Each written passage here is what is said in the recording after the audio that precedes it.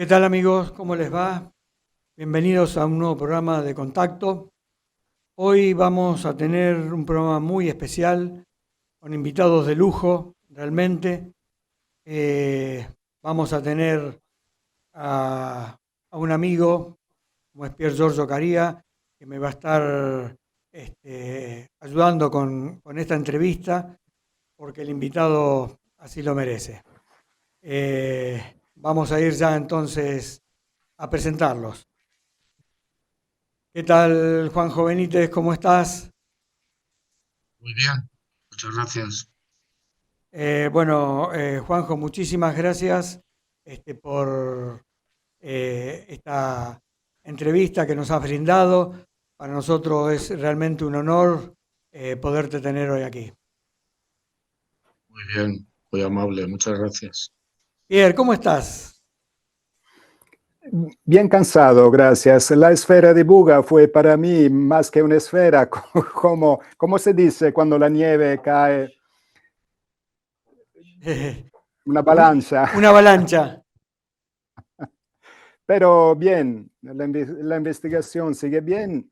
En la mitad de enero regreso a Colombia y después a México para seguir la investigación. Y también la actividad de los seres es muy intensa. Y a nivel humano, la disclosure en Estados Unidos, la dicha revelación sigue. Salió este documental, La Era de la Revelación, que me parece una obra muy importante, muy interesante, que marca un cambio. Entonces, muchas cosas interesantes. Un honor para mí estar aquí con Juan José Benítez, un mito de la investigación ovni espiritual, arqueológica de frontera, etcétera, que he tenido el honor junto a Giorgio de encontrar físicamente en el año lejano 1993. Estuvimos en Balaguer y estaba un congreso donde Giorgio fue invitado junto al contactado mexicano Carlos Díaz y yo los acompañé. En esta ocasión encontré primera vez a JJ Benítez y otras veces nos hemos encontrado aquí en Italia, en el lugar donde Giorgio tiene su asociación. Un honor verlo de vuelta y poderle hacer esta entrevista. Realmente. Juanjo, Giorgio, por un pequeño problema de salud, tuvo que ausentarse, pero quiso dejarte un video con un audio para que vos lo escuches. Buenas noches, Daniel, Pier Giorgio, y buenas noches, Juanco Benítez. Es una emoción hablarte, pido perdón, porque justo a la hora italiana que me pidieron de participar a este hermoso programa, tengo una visita médica. Lamentablemente sufro de diabetes y justo me toca el control en este momento. pero aquí estoy y quiero decirte, Juanco, el respeto y la amistad desde siempre. Y déjame decirte a nombre de mi familia y de mi esposa también el recuerdo de Blanca, tu esposa amadísima que nos sigue desde arriba del cielo y nos recordamos cuando estuvimos juntos y hemos compartido momentos felices.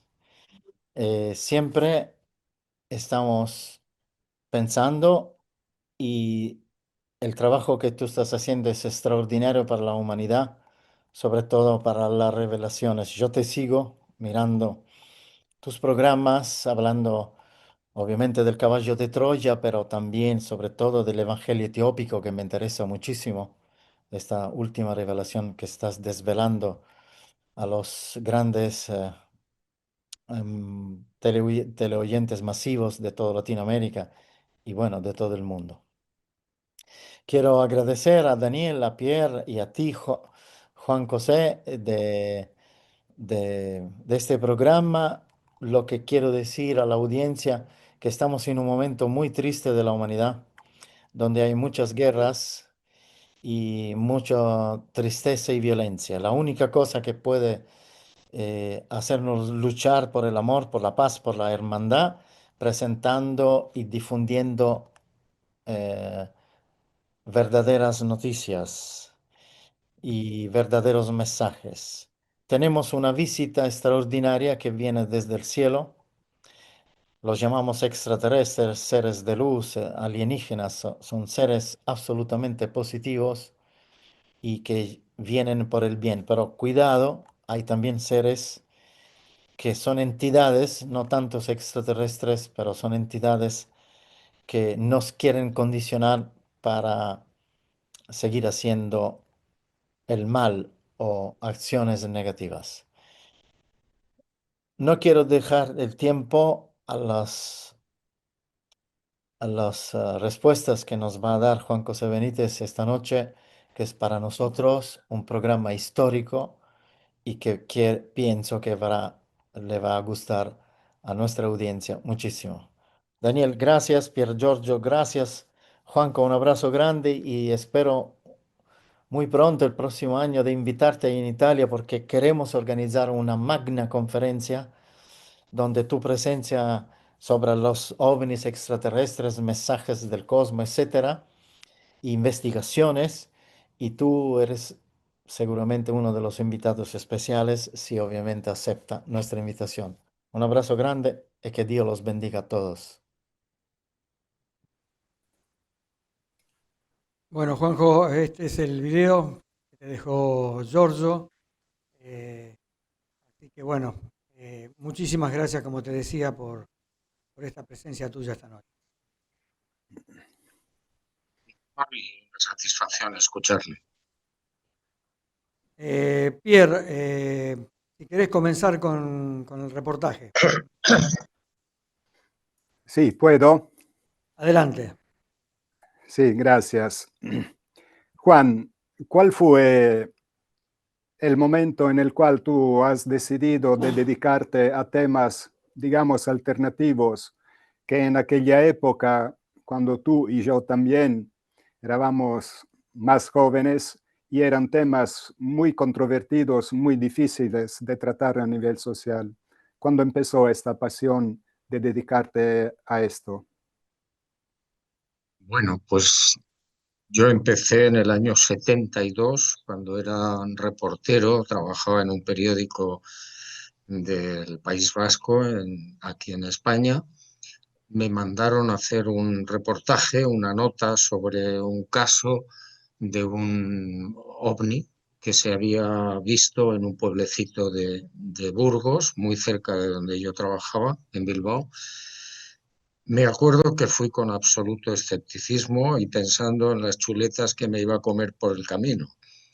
Pero mi gran sorpresa fue cuando la gente del pueblo me explicó lo que habían visto. Era un cilindro enorme, luminoso, en silencio, que se colocó sobre la escuela del pueblo y para el que yo no encontré ninguna explicación lógica. No podía ser un avión, ni un helicóptero, ni nada conocido.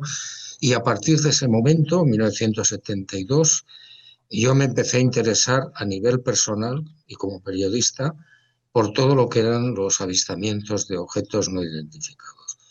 Bueno, pues han pasado 53 años y cada Muchos. vez, y cada vez en menos. Siendo que en aquella época, Juan, era un tema controvertido y había un estigma social muy fuerte, mucho más que hoy, que el tema se trata a nivel también institucional. Hemos visto lo que está pasando en el Congreso de Estados Unidos. ¿Qué dificultades has encontrado personalmente y socialmente a tratar estos temas? Bueno, pues al principio, dado que en España todavía vivía Franco y la Iglesia Católica tenía un enorme poder, pues las dificultades fueron muchísimas, hasta el punto de que en el periódico donde yo trabajaba, la Gaceta del Norte, en el País Vasco, pues al ingresar en el periódico el Opus Dei, me prohibieron escribir o investigar sobre el fenómeno ovni y tuve que tomar en el año 79 una decisión dramática para mí, porque yo no tenía recursos económicos, tuve que tomar la decisión de dejar el periodismo activo para seguir la investigación. Fue una decisión difícil, con la oposición prácticamente de todo el mundo, incluida mi familia, pero bueno, yo era consciente de que ese fenómeno era real, de que el tema ovni era muy, muy importante, es muy importante para el mundo. Seguramente después del nacimiento de Jesús de Nazaret es el acontecimiento más importante de la humanidad.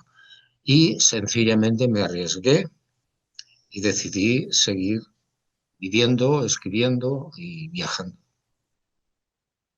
Elegiste de servir la verdad, no el dinero, lo que te era conveniente, digamos. Claro, sí, sí, la verdad es para mí mucho más importante que el dinero. El dinero es necesario, pero bueno, es una herramienta de trabajo y un compañero de viaje sin más, ¿no?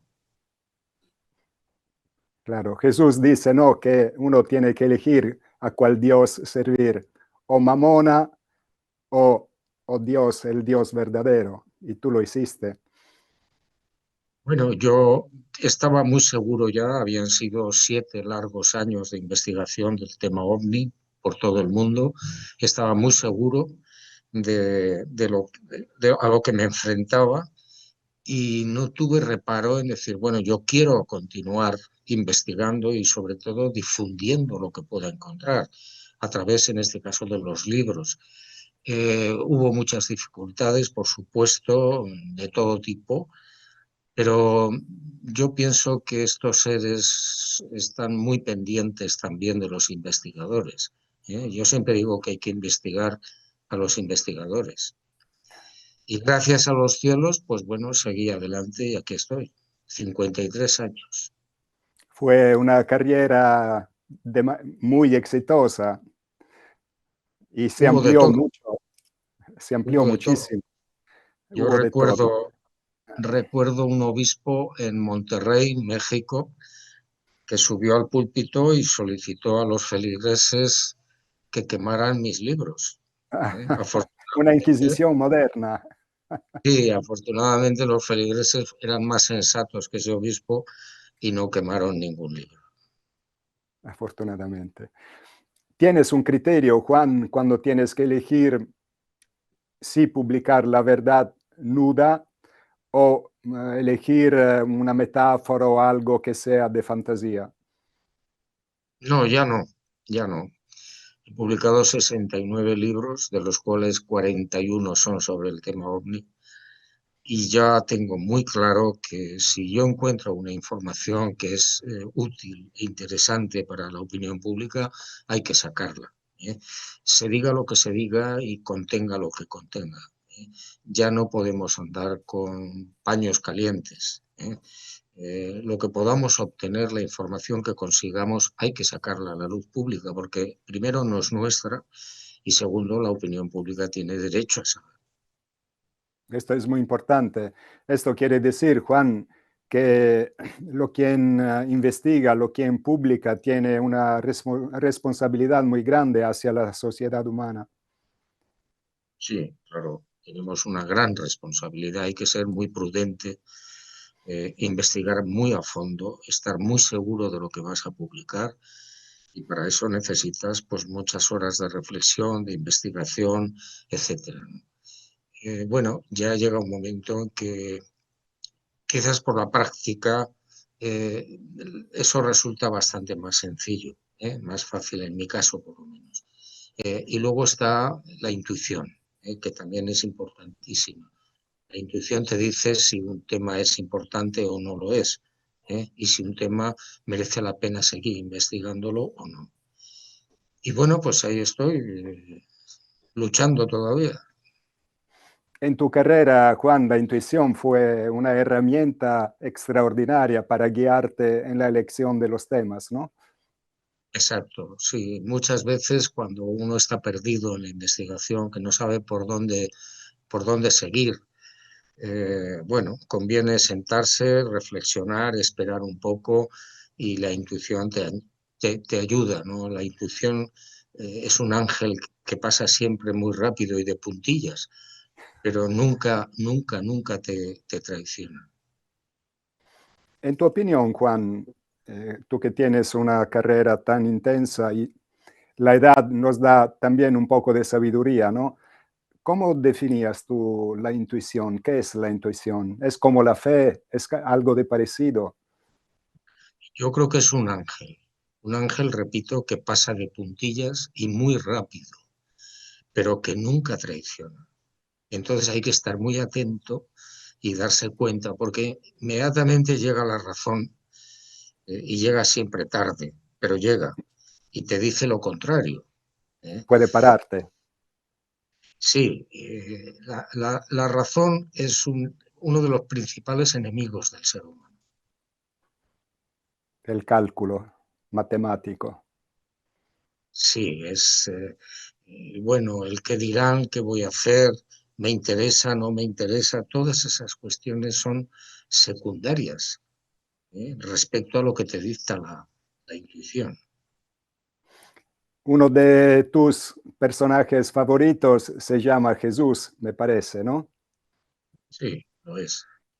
Tú has Bueno, escrito, sí, mi Dios y creador, además.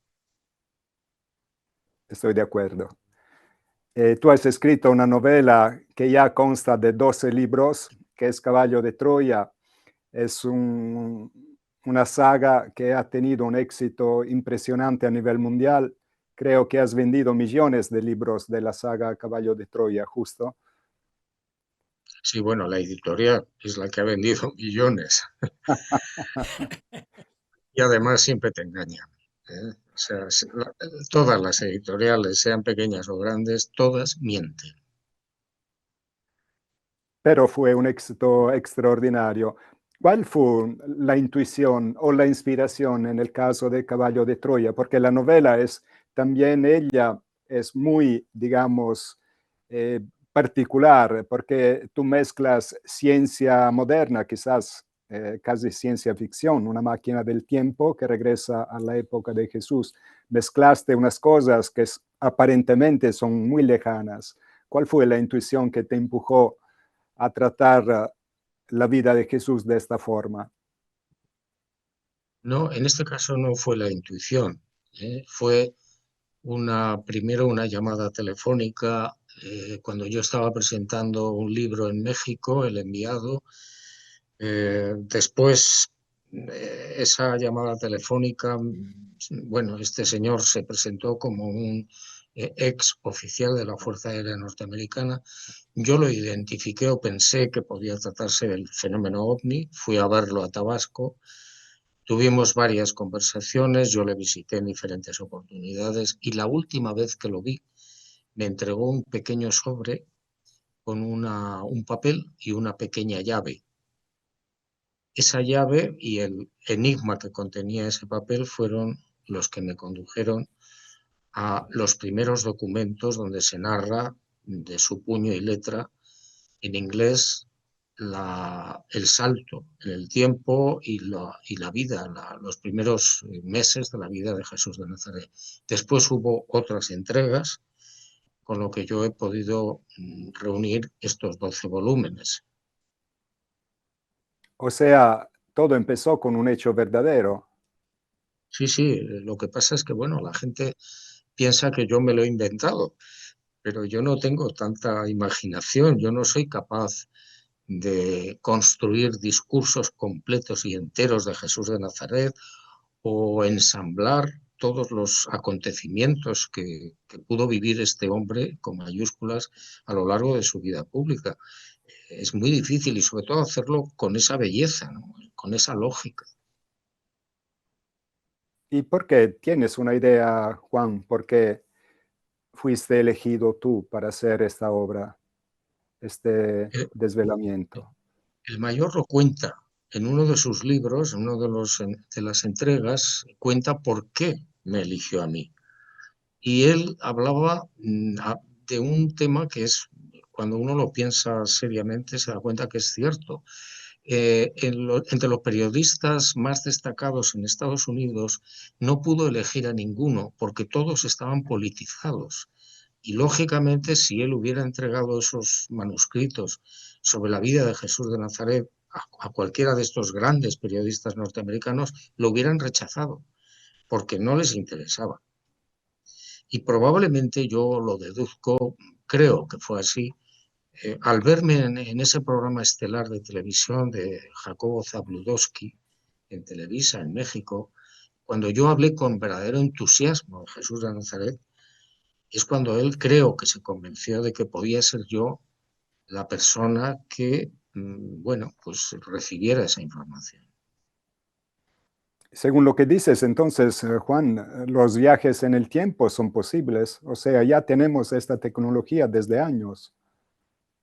A mí no me extrañaría, yo no he podido demostrar que eso sea cierto, pero no me extraña que esa tecnología sea real, eh, porque los militares nos ocultan muchísima información en muchos aspectos de la vida. Y yo siempre pongo el mismo ejemplo. El proyecto Apolo llevó a un hombre a la Luna, pero la intencionalidad no fue únicamente la competencia con los rusos, que también es verdad. Sí. Hubo otra intencionalidad mucho más importante, que son las ruinas que había en la Luna, que hay en la Luna.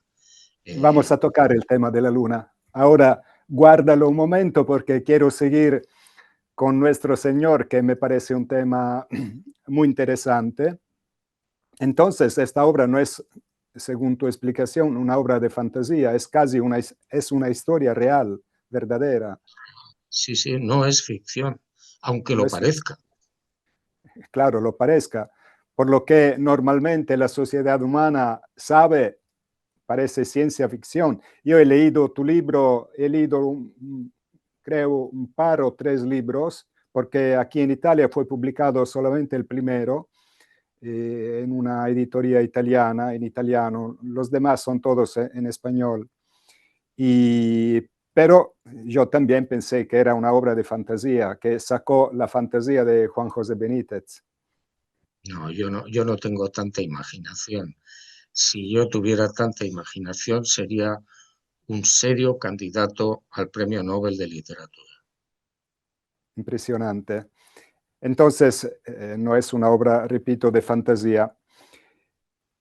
En tu opinión, Juan, ¿la tradición católica ha modificado el mensaje original que Jesús dejó a sus apóstoles y a sus seguidores? O sea, lo que nosotros conocemos a través de la iglesia, los evangelios, etcétera, ¿cubre totalmente lo que Jesús enseñó o hay algo? Bueno, la Iglesia Católica en este caso, me da igual las iglesias protestantes, evangélicas, etcétera, son un fracaso. Todo lo que cuentan en los evangelios, o casi todo, es falso, está manipulado, de acuerdo a los intereses del momento. Es decir, se habla y se establece el dogma, por ejemplo, de la virginidad de María a partir del siglo IV de acuerdo a los intereses nefastos de un papa que se llamaba Silicio. La Iglesia considera que fue fundada por Jesús de Nazaret. Absolutamente falso. Jesús de Nazaret nunca pensó en fundar una iglesia, nunca. Lo que dijo no fue lo que está en los evangelios. Tú eres Pedro y sobre esta piedra edificaré mi iglesia. Eso está manipulado. Dijo otra cosa muy diferente. Jesús no fundó la Eucaristía, ni ningún sacramento. Todo eso es falso. Y sobre todo, lo más importante es que el mensaje capital de Jesús de Nazaret lo enterraron nada más morir Jesús. Pedro y los restantes discípulos se reúnen en Jerusalén en abril del año 30, acababa de morir Jesús, y se plantean que cómo van a transmitir el mensaje entre los judíos. Era imposible. ¿Por qué? Pues porque Jesús pretendía que la mujer es igual que el hombre, que el rico es igual que el pobre y que el hombre libre era igual que el esclavo. Y eso no interesaba a los judíos. Por tanto, enterraron el mensaje hasta hoy. Explícanos, Juan, cuál es, por lo que tú sabes, el mensaje más completo que Jesús ha dado a nosotros. Bueno, el mensaje que interpreto a través de la lectura de los caballos de Troya, el mensaje que yo interpreto que Jesús trató de transmitirnos y nos transmitió, es, en primer lugar, tenemos que ser optimistas. Sembró la esperanza. Después de la vida hay vida. Después de la muerte hay vida. Y por eso resucitó. Lo vieron más de 400 personas. Entonces, para mí, creo, y lo que está en los caballos de Troya, repito, es un mensaje de esperanza. No termina todo aquí. Y además nadie nos va a juzgar. Cuando uno muere, sigue vivo. No es un problema de maldad. Eso es una interpretación religiosa. Cuando uno muere, sigue vivo, nadie le juzga y empieza la verdadera felicidad. Entonces, ¿tú estás de acuerdo con el tema de la reencarnación? No. No. Explícanos. ¿Cómo Bueno, la yo no ves tú? creo. Yo no creo en la reencarnación, o al menos tengo muy serias dudas, porque entiendo, primero, que no es necesaria. Segundo, los que defienden la reencarnación dicen, bueno, el ser humano viene a la Tierra a aprender. Eso es falso. Ni aunque viviéramos 1.000.000 de vidas, podríamos aprender ni la centésima parte de lo que nos rodea.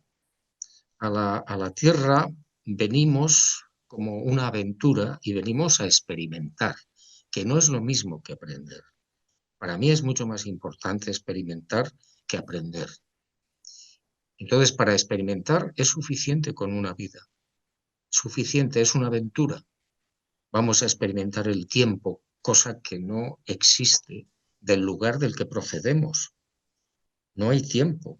En ese lugar del que procedemos no hay dolor, no hay sufrimiento, no hay muerte, no hay enfermedades. Aquí sí. Y aquí lo que hacemos es experimentar constantemente para que nadie nos lo cuente. Y todo esto, Juan, está explicado en el Evangelio apócrifo etiópico. Encontramos estas verdades en este Evangelio, de lo cual tú hablas. Sí, sí, bueno, en muchos evangelios apócrifos hay informaciones que fueron rechazadas por la Iglesia Católica precisamente porque iban contra sus intereses. El hecho de que, bueno, estemos celebrando la Navidad el 24-25 de diciembre es completamente erróneo. La Iglesia lo cambió en el siglo IV también, porque existía una fiesta que se llamaban las Dualias, una fiesta pagana muy antigua, donde se empezaba a celebrar el alargamiento de los días a partir del 21-22 de diciembre, la victoria del sol. Y entonces se celebraban comidas espléndidas, se iba al templo, se hacían regalos, y la Iglesia eso no le parecía oportuno. ¿Y qué hizo? Cambió el nacimiento de Jesús, que fue en agosto cuando nació, lo cambió a diciembre. Pero bueno, Entonces, eso ya no tiene fue- solución. hacemos una fiesta pagana prácticamente. Sí, porque las Dualias era una fiesta muy querida, se celebraba desde hacía cientos de años en Roma, por ejemplo, en Mesopotamia, en Egipto, y eso no, a la gente que gobernaba la Iglesia en esos momentos no le pareció oportuno. Y de la misma forma, como decía antes, cambiaron la virginidad de María. María tenía relaciones sexuales con su marido, como era lógico y natural.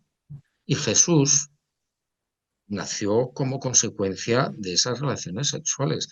Si Jesús de Nazaret hubiera sido concebido no por obra de varón, hubiera sido una chica por ¿Por qué una chica? un problema genético. Hubiera sido mujer. Explícalo más profundamente. Bueno, cuando hay obra de varón en una concepción, si es varón, salen un genoma que contiene XX. Si es mujer, es XY. Si no hubiera sido concebido de forma natural por obra de varón, hubiera sido XY. Si hubiera sido concebido por obra del Espíritu Santo, hubiera sido una mujer. Eso, lógicamente, cuando la Iglesia decidió tomar esa decisión, no se sabía, no se tenía conocimiento de genética. Hoy sí. Pero además es que yo creo que eso era entorpecer la labor de Jesús de Nazaret, del hombre Dios. Él quiso nacer en la tierra y ser un hombre como otro cualquiera, desde el primer instante, es decir, desde la concepción. Y nació como cualquier ser humano. Nació el 21 de agosto a las 12 del mediodía. ¿Esto de dónde lo sacaste, esta fecha, Juan? Eso está en los informes de Caballo de Troya. Ah. De lo que has dicho, Juan, entonces, para ti, las religiones, las iglesias, digamos, son simplemente instituciones de poder, no instituciones espirituales en el sentido más profundo, justo. Por supuesto, por supuesto. Las religiones todas son inventos humanos, con mayor o menor éxito, pero en general buscando el poder y el dinero. El Vaticano es un centro de poder y un centro económico, que no tiene nada que ver, repito, con el mensaje capital e importantísimo de Jesús de Nazaret sobre la igualdad y la esperanza. Entonces, Juan, me sale esta pregunta, ¿qué es para ti la espiritualidad? ¿Cómo opinas de esto y tú cómo la vives? Bueno, la espiritualidad es un tema muy complejo y muy sencillo al mismo tiempo. La espiritualidad es la búsqueda, en primer lugar, de nosotros mismos, quiénes somos, y como consecuencia de esa búsqueda, la búsqueda del Padre Azul, es decir, del más allá de Dios, como queramos llamarlo, que es la única realidad que nos puede interesar. Ni el dinero ni la vida actual son tan importantes como saber que vamos a seguir vivos después de la muerte. Eso es lo más importante que podamos imaginar. Y por Claro. supuesto, la espiritualidad conduce a la hermandad, a la solidaridad. Es decir, la persona que se da cuenta de que nuestro objetivo en la vida es encontrar al Padre Azul, automáticamente son o se convierten en personas generosas, en personas que saben tolerar. La tolerancia es una de las historias más hermosas que se puedan deducir de la espiritualidad.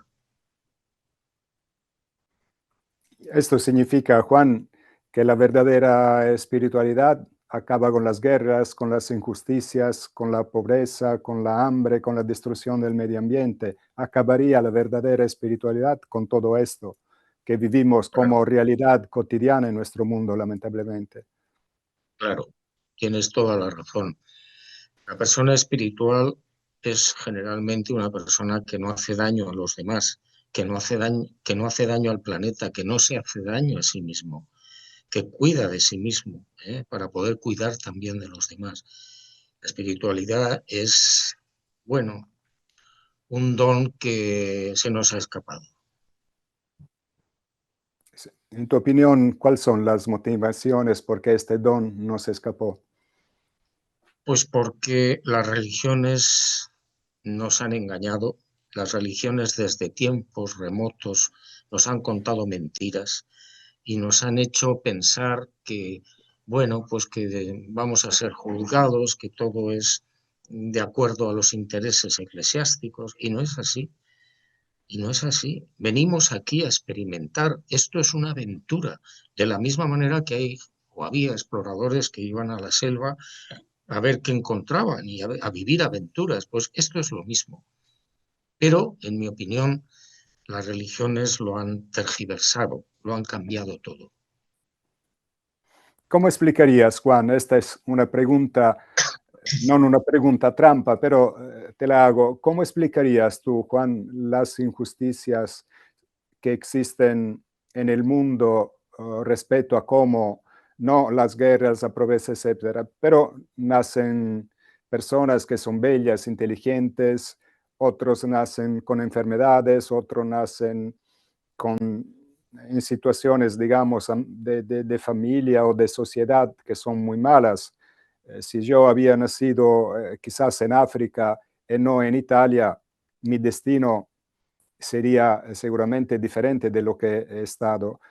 ¿Cómo explica Juan José Benítez estas diferencias de cómo un ser humano se presenta en este mundo? Bueno, yo eso lo simplifico con una frase que es la ley del contrato.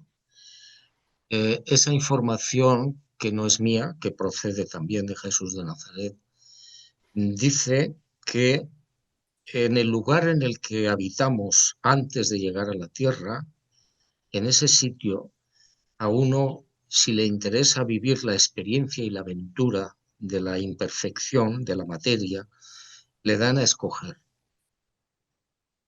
Y él decide quién quiere ser, cuál es su familia, cuáles son sus amigos, enemigos, su trabajo e incluso la forma y el lugar y el momento de morir. Si está de acuerdo, firma el contrato. Nace, pero se le borra. En el momento de nacer le borran esa ley del contrato. Y la verdad Ese es que recuerdo. la mayor parte de la gente no sabe por qué está aquí. No saben cuál es el cometido de su vida. ¿Qué es? ¿Ganar dinero? No. Claro que no. Es experimentar la materia, la imperfección. Esa es un poco la idea básica que a mí me mueve a pensar que todos los seres humanos, todos, estamos aquí cumpliendo un contrato. Y lo hemos olvidado. Lo hemos olvidado y además cada uno decide lo que quiere ser o lo que quiere hacer. ¿Por qué? Porque eso representa unas ventajas que ahora no podemos comprender. Lo vamos a comprender cuando regresamos en el más allá. Exacto. Es decir, en el instante en el que despertemos en lo que en los caballos de Troya se llama los mundos mat, donde ya no volvemos a morir, en un lugar en el que la felicidad es permanente, cosa que aquí es imposible, porque ni Imposible. nuestro cerebro ni nuestro cuerpo están preparados para tener una felicidad permanente. Yo siempre pongo un ejemplo muy simple, que es cuánto puede durar un orgasmo. ¿Un minuto? ¿2? Más o menos. Más o menos. Pero si la felicidad fuera permanente, estallaríamos como un globo, moriríamos.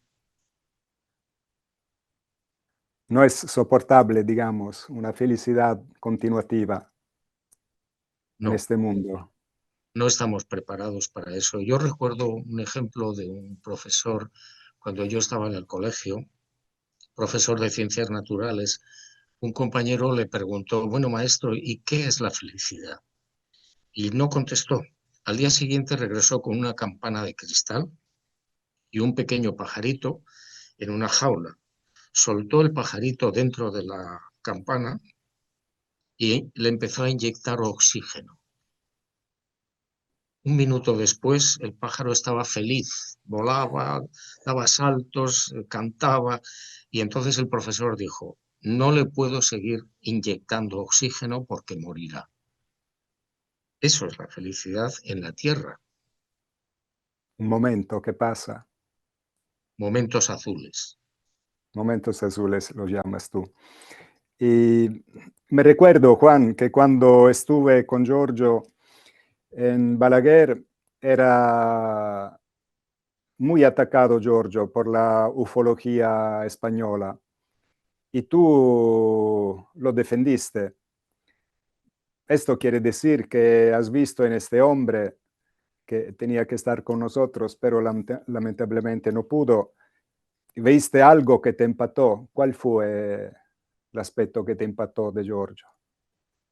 Fueron muchos, es decir, a ver, yo desde que supe de la existencia de Giorgio y de lo que le pasaba y cómo trabajaba y qué hacía, me quedé prendado, me pareció un hombre valiente, muy valiente. Y eso hay que saber considerarlo, y evaluarlo. Claro. Tú sabes que Giorgio se volvió también periodista de la lucha en contra de la mafia. ¿Esto te impactó? ¿Qué opinas de esta elección o de esta misión que él lleva adelante? Pues me pareció peligroso, ¿eh? Porque se estaba enfrentando a unos poderes infernales que no perdonan, de la misma manera que algunos servicios de inteligencia militar tampoco perdonan, ¿eh? Y si uno se vuelve incómodo, puede tener muchos problemas. Eso es lo que yo pensé respecto a Giorgio, pero nunca se lo dije. Se lo dices ahora, es una revelación.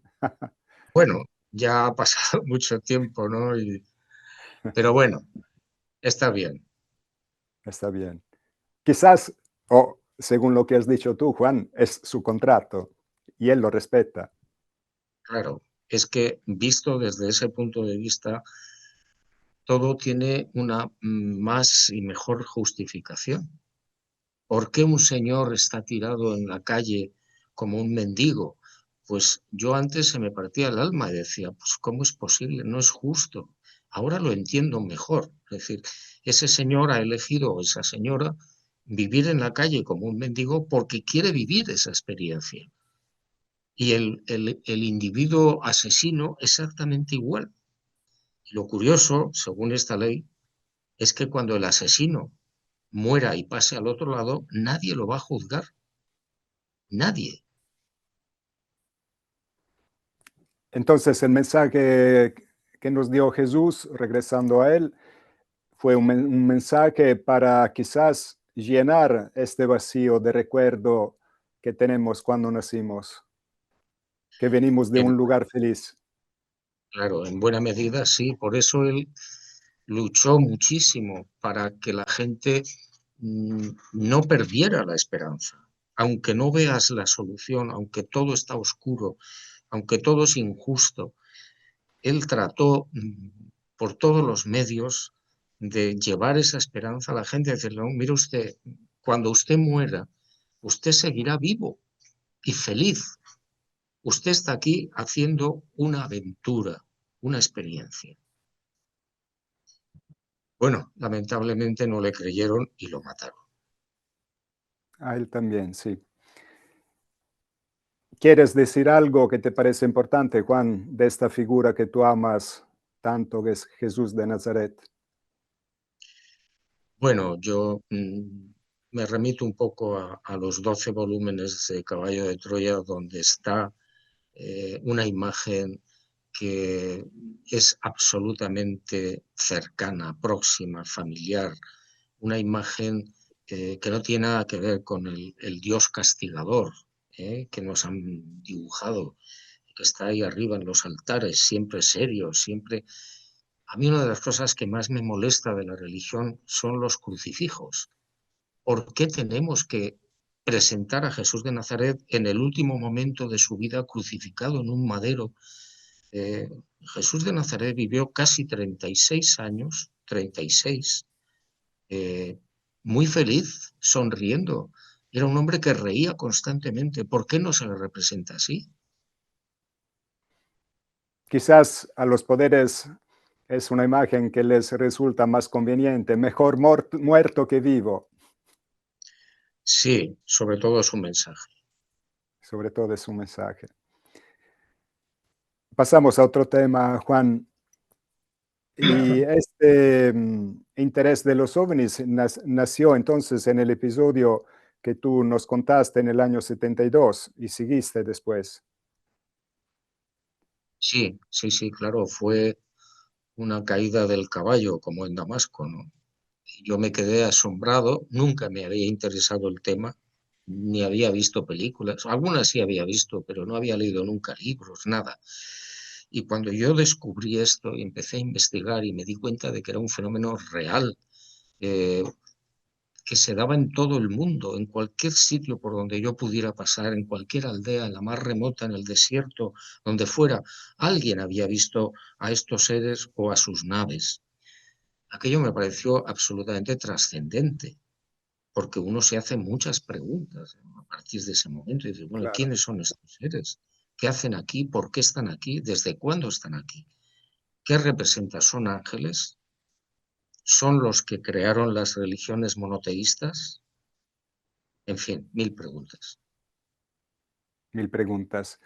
Me impacta porque yo soy muy amigo de Jaime Maussan, que tú conoces bien, y él me dijo la misma cosa, o sea, que cuando se ha dado cuenta que el fenómeno era real, que él tenía, que este fenómeno tenía una importancia de la máxima altura para nuestra humanidad. Y también Jaime ha tenido muchos problemas en la televisión por esta elección que él hizo en los años 90 de dedicarse a investigar este tema y a difundirlo. En este sentido es muy parecido a lo que has vivido tú. Tú mucho más antes. Fuiste en realidad uno de los pioneros de la investigación ovnis. Bueno, yo empecé en España muy temprano, ya había otros investigadores muy prestigiosos que habían trabajado durante años también y que fueron personas en las que yo tuve la fortuna de beber. Ellos me aconsejaban, me informaban y me advertían del peligro que suponía seguir en esa trayectoria, como le pasó un poco a Maussan, ¿no? Bueno, yo lo acepté, lo asumí, lo he asumido durante estos 53 años y volvería a hacerlo. Tu libro Están aquí, ya el título dice todo. ¿Cuál era el fin que te proponías en hacer este libro? ¿Dar la prueba que ellos Bueno, están aquí? yo estuve reuniendo la información relacionada con los militares y el tema OVNI durante muchos años.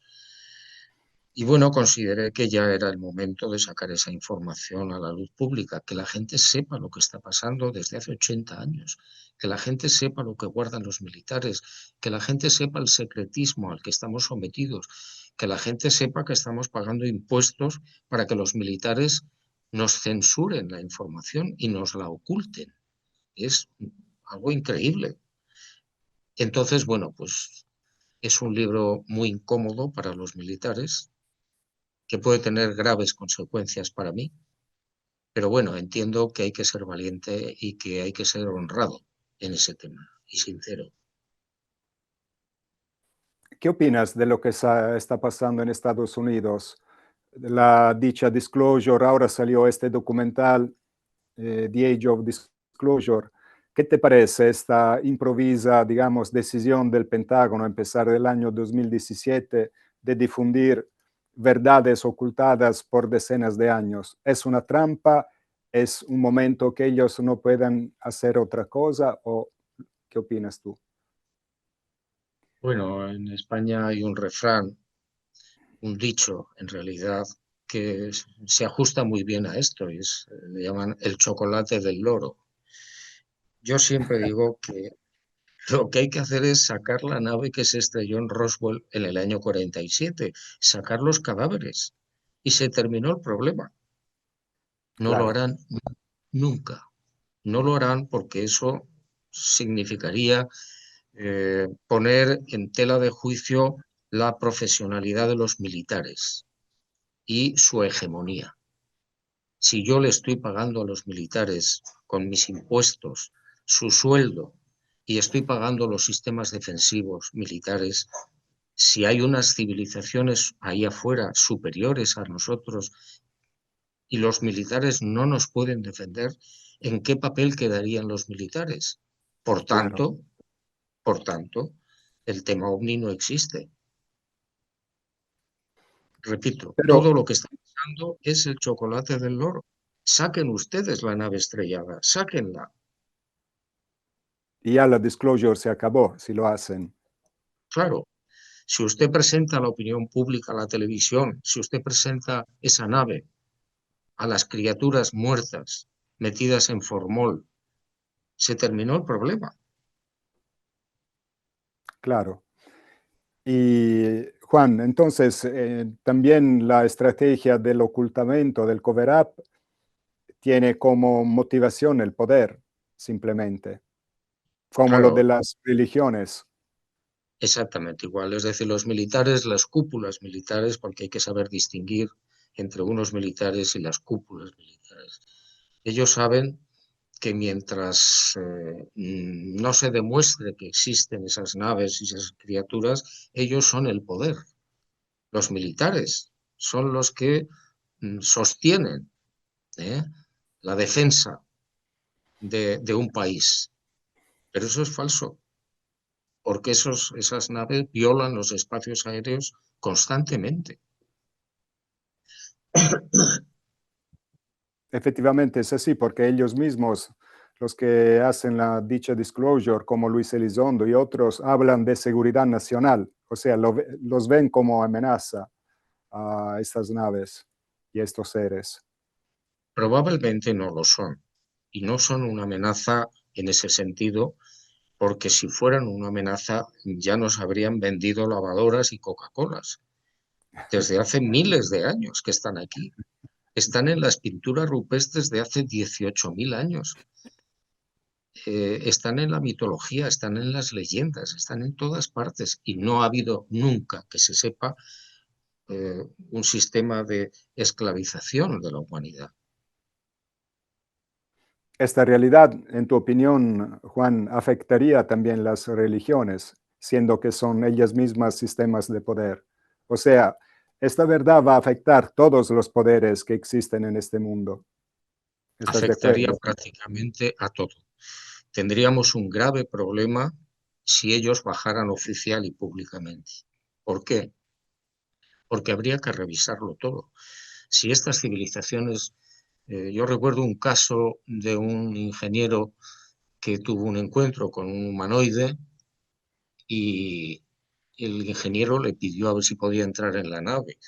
Y el ser, este tripulante, le dijo, sí, sí, no hay ningún problema para que usted entre, pero no va a entender absolutamente nada, porque les llevamos 50.000 años. Si estos seres nos llevan esa cantidad de años enormes y por lo menos técnicamente son superiores a nosotros, tendríamos que revisar todo. Si te dicen existe Dios, pero las religiones son un naufragio, ¿qué hacemos? Nos enfrentaríamos entre nosotros, los musulmanes con los cristianos, como en tiempos antiguos, o yo qué sé, los budistas contra los evangélicos, no sé. Sería un caos. Tendríamos que revisar los sistemas políticos, los sistemas económicos, sanitarios, educativos. no nos interesa que bajen oficialmente, porque nos En mataríamos. este momento yo soy Dios, Juan, y te doy el poder de preparar el contacto entre los seres y la humanidad. ¿Qué harías tú? ¿Cuál sería tu plan? Desobedecerte. Desobedecer a Dios, no creo que Dios plantee nunca eso, pero por lo menos ahora, es decir, en un futuro, si la humanidad está un poco más preparada, quizás sí, pero es que si ocurriera eso, la civilización humana terminaría desapareciendo. De la misma manera que los españoles, cuando llegamos a América, hicimos la conquista de América, malogramos una serie de civilizaciones estupendas. Y eso es lo que podría ocurrir si ahora se registra un contacto público y oficial con estas humanidades. Tendríamos que revisarlo todo. Pero el contacto entre los españoles y los indios, los indígenas, fue violento. O sea, la superioridad técnica que tenían los europeos fue utilizada con violencia para matar, destruir a estas civilizaciones. Quizás si el contacto tenía un periodo de preparación para acostumbrar a la humanidad, para prepararla, se podía hacer. ¿Qué opinas tú? No, no creo. No creo porque, insisto, por ejemplo, en el tema religioso habría que modificar casi todo. Las religiones desaparecerían y nos mataríamos entre nosotros. Yo soy apóstata, yo no pertenezco, gracias a Dios, a ninguna religión, pero, pero habría mucha gente que no estaría de acuerdo y lucharían o lucharíamos entre nosotros. Eso ellos lo saben, estos seres lo saben y tienen especial cuidado en que eso no se produzca. Pero lo que nosotros investigadores podemos ver a través de nuestras investigaciones y los hechos que pasan, Juan, es que ellos empujan siempre más fuerte su manifestación al mundo. Y entonces, ¿cómo explicas esto? No entiendo la pregunta. O sea, pero vemos que la manifestación extraterrestre es siempre más evidente. Entonces, esto quiere decir, en mi opinión, obviamente, que ellos tienen un plan de contacto. Probablemente, porque si es cierta la teoría o la hipótesis de que ellos son los responsables del nacimiento de la inteligencia en los seres humanos, a través de la intervención genética en un grupo de primates que se llaman lémures, si eso es así, ellos han seguido y siguen la evolución de la raza humana o de los seres humanos, a ver cómo va la cosa. ¿eh? Eso sí es posible, pero eso nos llevaría muy lejos, es decir, ¿y hasta cuándo? Pues quizás hasta que el ser humano comprenda que el camino de la guerra o del hambre o de la injusticia no es el camino correcto. La humanidad necesita como poco 1.000.000 de años. Podría ser, Juan, también el peligro nuclear de una guerra, un enfrentamiento atómico entre las potencias más grandes que son Estados Unidos y Rusia, un tema que a ellos les interesa y que están mirando quizás para una intervención que pueda parar el desastre de un holocausto nuclear. Por supuesto, y de hecho, a partir de las guerras de las bombas de Hiroshima y Nagasaki, se incrementaron los avistamientos de estas naves en casi todo el mundo. Y de hecho, se les ve encima de los silos atómicos y de las bases militares, etcétera. Por supuesto que están preocupados, me imagino, por esta situación que efectivamente puede desembocar en un cataclismo nuclear que repercutiría no solamente en la raza humana, sino en Claro. todo el sistema solar. Pero bueno, eso son siempre especulaciones. He podido entrevistar a varios militares que me han confirmado sus experiencias de avistamientos en las bases donde ellos trabajaban, que pararon los misiles. Uno de los más importantes fue Robert Salas, opino que tú lo conozcas a él, que fue en la base del Malmstrom en el año 1967. Sí, hay numerosos casos contados por los propios militares de naves que se colocan encima de los radares militares o de los hilos atómicos e intervienen alterando los códigos de esos misiles o inutilizando los sistemas defensivos en general. Bueno, yo en Están Aquí he contado varios casos de estos. Uno de ellos, sobre todo, me dejó muy impactado en las Islas Canarias, en un lugar que se llama el Pozo de las Nieves, en Las Palmas de Gran Canaria. Hay una instalación militar, un radar que gobierna todas las islas, que controla todas las Islas Canarias. En cierta ocasión, en mayo del 78, se colocó una nave enorme de 400 metros de longitud encima del radar. Wow. Hicieron fotografías y, y bueno, a los 3 días llegaron los militares, agarraron las cámaras fotográficas, sacaron las películas y las cortaron en trocitos con unas tijeras. De esos casos hay decenas y decenas. En tu opinión, Juan, ¿el poder militar tiene un poder arriba de él superior o son ellos que manejan todo a nivel máximo, obviamente, como ya has dicho? Yo creo que son ellos los que gobiernan y son el poder máximo. Yo recuerdo una vez unas conversaciones que tuve con un general jefe de Estado Mayor de la Fuerza Aérea Española, Felipe Galarza, y, y me dijo, hablando de este tema, me dijo, no olvide usted que España y el resto de Europa son colonias norteamericanas en todos los sentidos. En todos los sentidos. Son los militares los que saben y los que gobiernan, no los políticos. ¿Y cómo ves en este tema el poder financiero, el poder del dinero? Bueno, pues el poder del dinero, como siempre, es injusto. ¿Eh?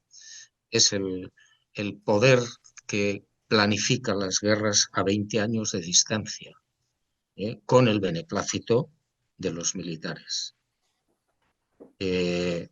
Nadie habla de que en la guerra de la Franja de Gaza los que salen beneficiados son los fabricantes de armas, de Claro. munición, los fabricantes de medicinas, de ropa, de botas, y todo eso procede de Estados Unidos y de Europa. España es uno de los países que más armas facilita a Israel, Junto a Italia. junto a Italia, junto a Inglaterra, junto a Francia, junto a muchos países. Es un negocio. La guerra es un negocio. Sucio, pero es un negocio. ¿Cuáles son, Juan, los testigos más importantes de los cuales tú hablas en este libro? O quizás los que has encontrado en tu carrera investigativa. Bueno, uno de los testimonios para mí más interesantes de este libro es una ingeniera norteamericana aeronáutica que en un momento determinado la llevaron con otros 4 o 5 ingenieros a una base secreta norteamericana y la tuvieron 2 semanas tratando de averiguar para qué servían determinadas piezas sacadas de la nave de Roswell. La ingeniera me contaba y me decía, bueno, de las 5 piezas que me dieron a mí, solo una pude saber para qué funcionaba aquello. Se la metieron en un avión militar que estaba suspendido con cables en un hangar y ella me contaba que introducía esa pieza en el ordenador y a voluntad del piloto se cambiaba el fuselaje, se movía el fuselaje sin cables. Bueno, es una tecnología que todavía no se ha puesto en práctica. Sí, todavía no la tenemos. La tienen los militares, pero Ya ellos, no se ha desarrollado. tú has tenido experiencias personales, Juan, de avistamientos de naves.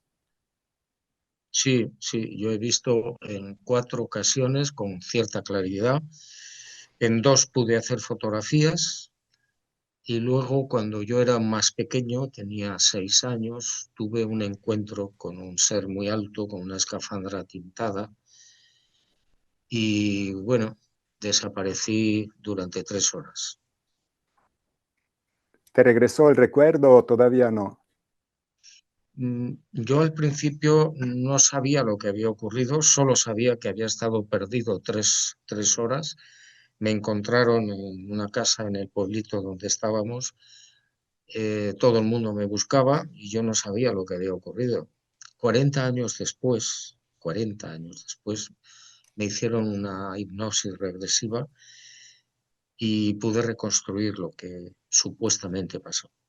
Este individuo salió de una niebla muy espesa en un río en el que yo estaba jugando y me agarró por la mano izquierda, por la muñeca izquierda, me llevó a un lugar que no he sabido identificar. Bajé unos escalones, probablemente se trataba de alguna cueva, y allí me introdujo en una bañera de piedra donde había unos focos luminosos y al cabo de unos minutos me volvió a sacar y me abrazó y me devolvió al río. Impresionante. Entonces, tu vida fue quizás marcada de esta experiencia. La olvidaste, la recordaste gracias a la hipnosis regresiva, pero el hecho que tú eres uno de los más importantes investigadores en el tema y tu carrera de escritor, la mayoría son libros dedicados al fenómeno extraterrestre. Entonces, esta experiencia me parece muy contundente, muy importante en este sentido, ¿no? Bueno, yo pienso ahora que 20 años después yo iba a empezar la investigación y de alguna manera quizás me estaban preparando, ¿no? Pero yo no soy el investigador más importante, soy el investigador más viejo. Eres Hombre, importante, Juan, lo sabes. tengo, tengo 80 Eres, años. te estoy siguiendo, yo tengo 67, estoy un poco atrás, pero de todo lo que has dicho, Juan, pero la pregunta te la hago también, quizás agregas algo. ¿Tú opinas que en la visita extraterrestre haya una componente de naturaleza ética y espiritual? ¿Qué opinas tú? Pues no cabe la menor duda. Son cientos de civilizaciones las que nos visitan. Cientos. Yo en mis archivos tengo más de 1000 tipos diferentes de seres. Más de 1000. Y tengo una mínima parte de la información. Entonces yo creo que una parte de esas civilizaciones efectivamente cuidan mucho eh, el tema espiritual, pero también es verdad, no podemos ignorarlo, de que hay también un porcentaje no pequeño de civilizaciones que resultan agresivas, civilizaciones Explícanos. que no hay justificación para su comportamiento con resultado de muerte. Yo recuerdo un caso en Colombia de una familia que volvía hacia Bogotá de una comida y apareció una nave, se colocó delante del auto y el coche, el chico que conducía, que manejaba, se paró, salió del auto para mirar, se puso la mano como una visera porque estaba encima de unos árboles, no lo veía bien, y de repente algo sucedió, le impactó un haz de luz en la cabeza de este muchacho y cayó muerto al suelo, con un boquete en la parte occipital. ¿Qué justificación hay para eso? Ninguna. Por tanto, yo siempre digo, si usted tiene la fortuna de ver un ovni, tenga cuidado. ¿Y cómo pones este hecho, Juan, en relación que no somos esclavizados por extraterrestres? ¿Cómo justificas un hecho de este tipo? Mira, yo sospecho que lo tienen prohibido. Es decir, por encima de estas civilizaciones hay un poder que solamente podemos sospechar. Y ese poder es el que establece que estas civilizaciones no pueden esclavizar al ser humano. Es una sospecha, no es una certeza. La certeza que tenemos es que todavía, siendo que, como tú has dicho, las pruebas que ellos están aquí de miles y miles de años y todavía somos libres de hacer cosas buenas o cosas malas, no somos esclavos o comida por extraterrestres. Entonces, esto me parece un hecho bastante importante en este sentido. O sea, que esta ley que tú has dicho, que hay una cumbre más arriba que organiza y manda a esta gente, que sea una idea, digamos, bastante realística. Sí, no, yo estoy seguro de que hay un poder, entre comillas, por encima de todas esas civilizaciones y que gobierna, entre comillas también, empezando por la creación de las religiones monoteístas. Si uno analiza el Antiguo Testamento, se da cuenta de que los carros de fuego y las columnas de luz o de humo que conducían al supuesto pueblo judío por el desierto eran lo que hoy estamos investigando. Por tanto, Es, Yahvé era una o varias civilizaciones no humanas que adoptaron el título de Dios, pero no eran Dios.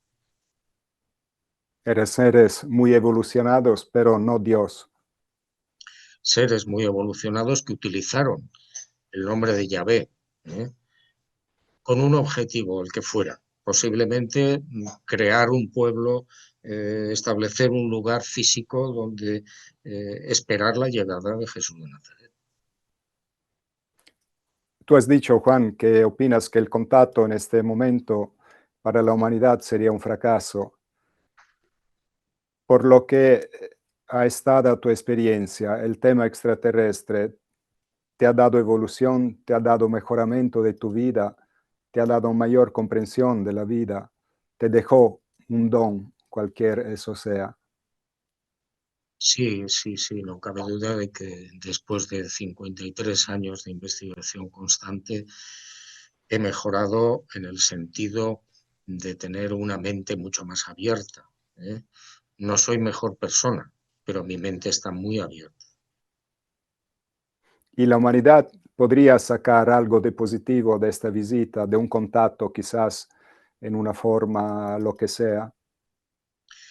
Una minoría sí, el resto de la humanidad no. Para la mayoría sería un fracaso, como ya has dicho.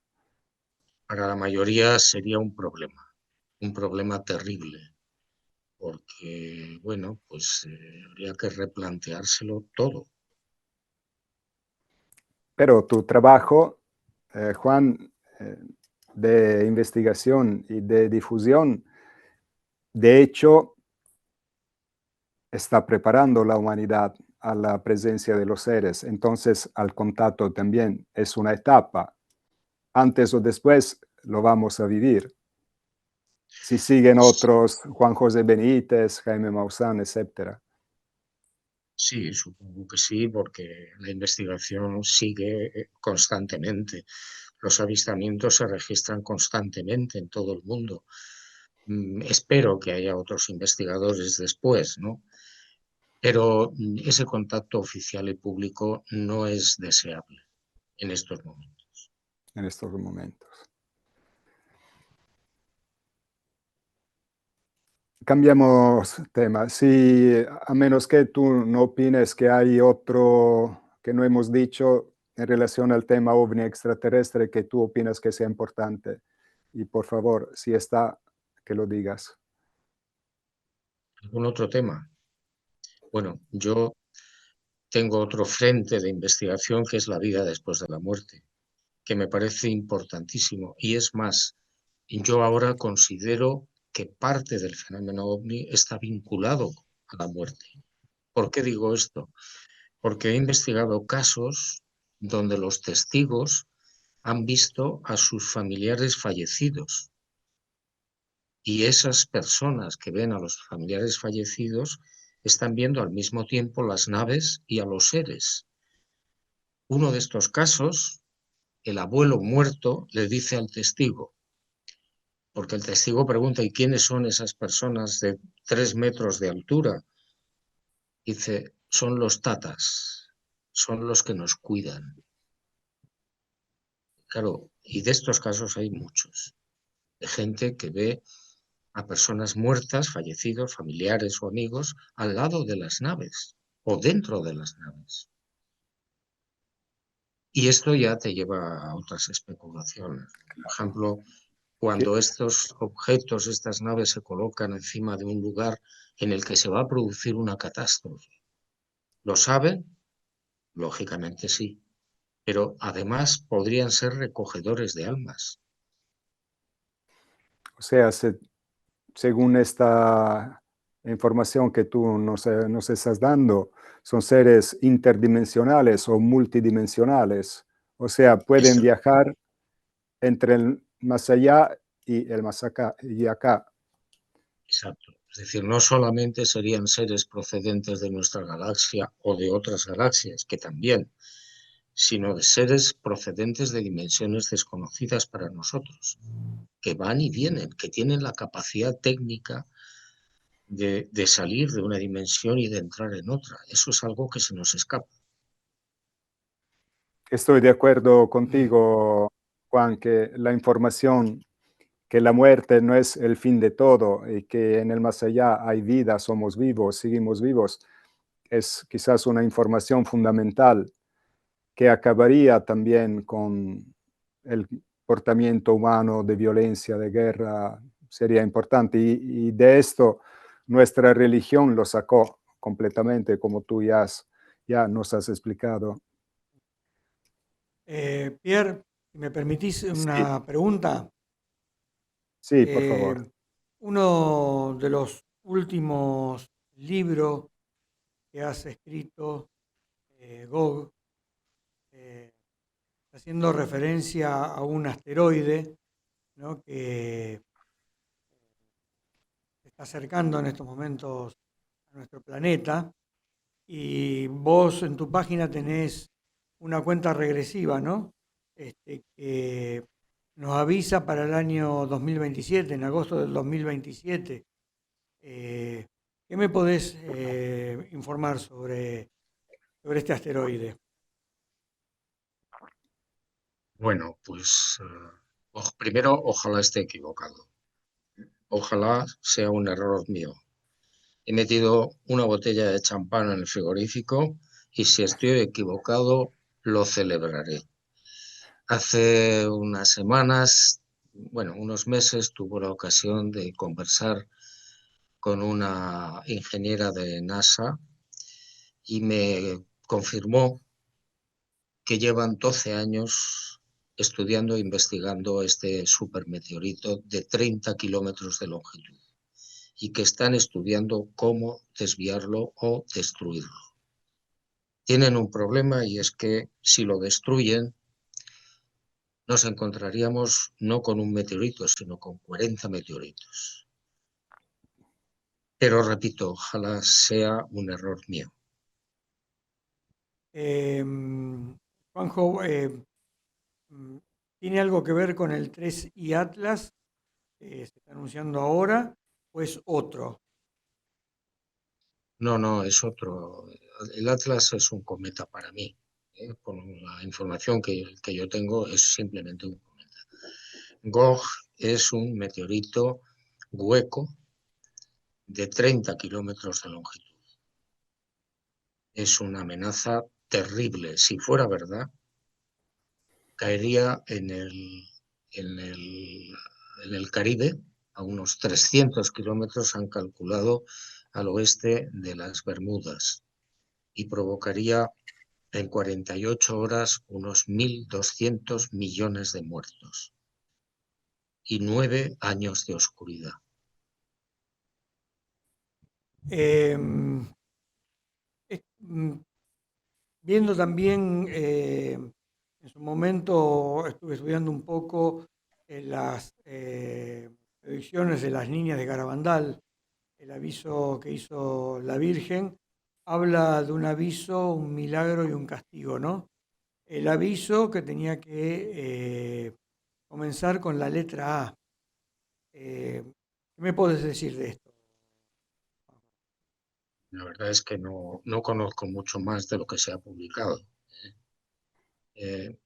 Yo estoy preparando para un futuro no muy lejano un libro que se titula 21.000 vírgenes y es un estudio exhaustivo de las apariciones marianas. Todas al 100% me conducen siempre al fenómeno ovni.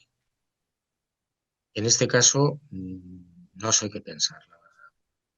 Coincide con la llegada de Gog, pero no sé qué pensar. Y es más, no quiero pensar. No, te quería consultar también, o sea, vos lo has confirmado también esto con el Observatorio de Chile y hay un observatorio en España que han confirmado la trayectoria de este asteroide. No tengo ni idea. No tengo ni idea. A ver, el tema de Gog, yo escribí un libro sobre eso, hice unas investigaciones, sigo atento a lo que está pasando. Como os digo, pues he tenido unas conversaciones con esta ingeniera de la NASA que me ha confirmado efectivamente la presencia de este asteroide, pero algo me dice que no va a pasar nada. La intuición. Pierre, vos pudiste también charlar con Giorgio el tema de ese mensaje que había recibido Giorgio sobre las 7 plagas, ¿no? ¿Pensás Sí. que es compatible con lo del asteroide este que ha anunciado JJ?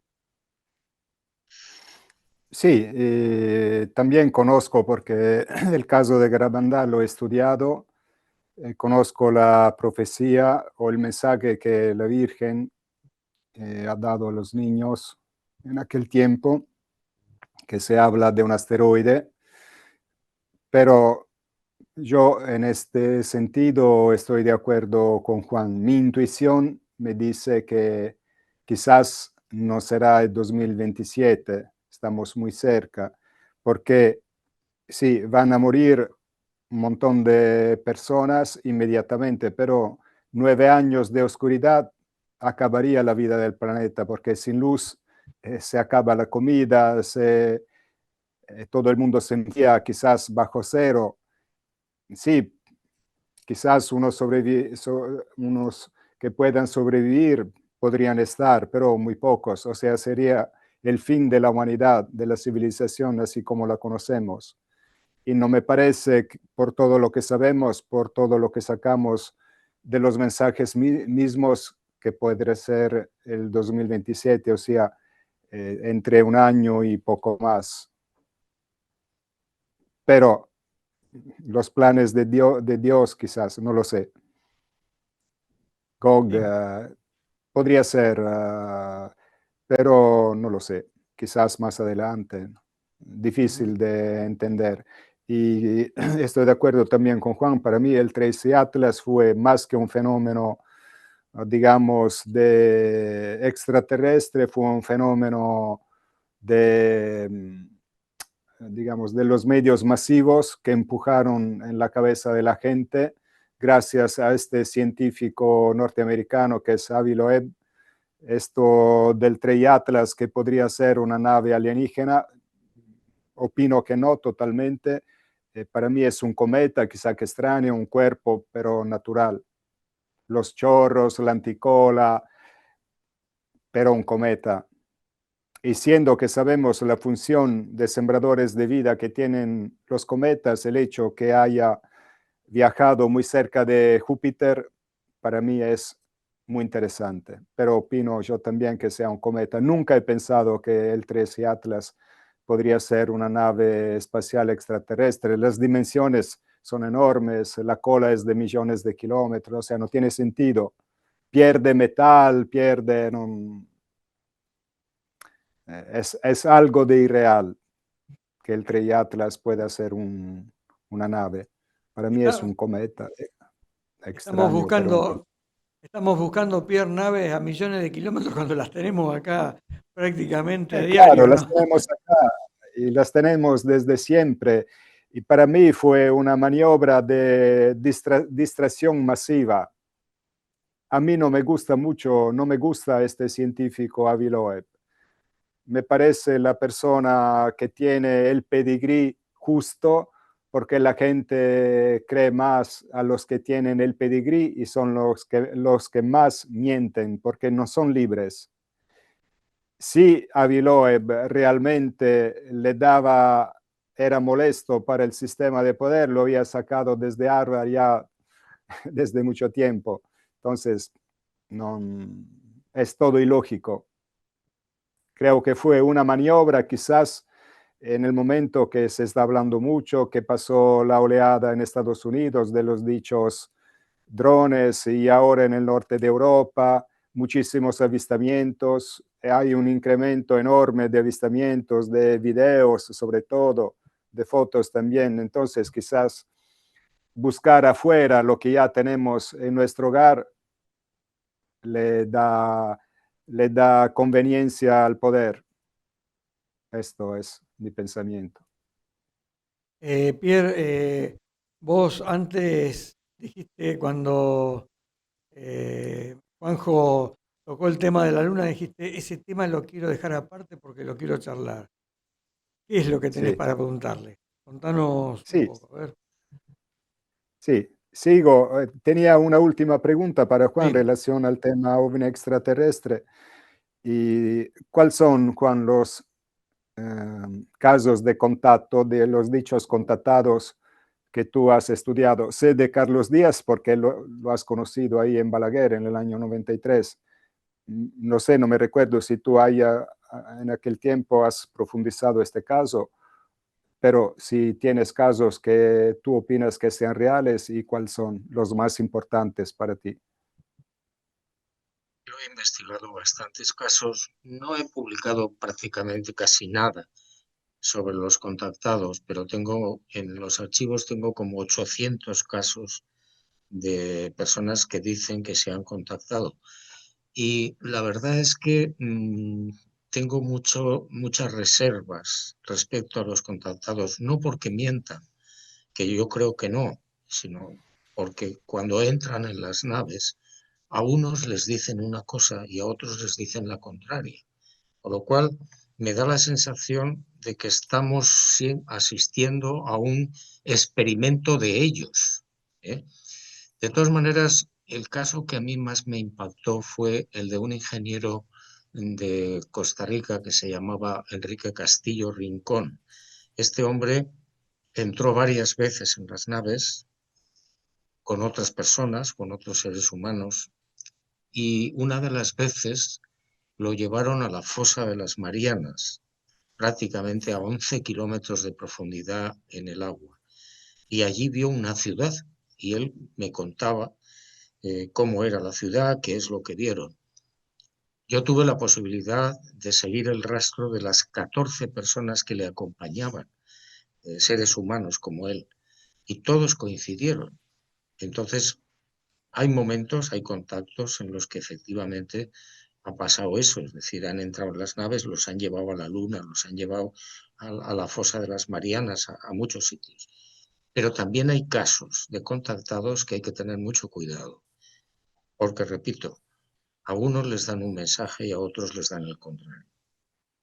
Quizás alguna interferencia podría pasar. ¿Qué opinas?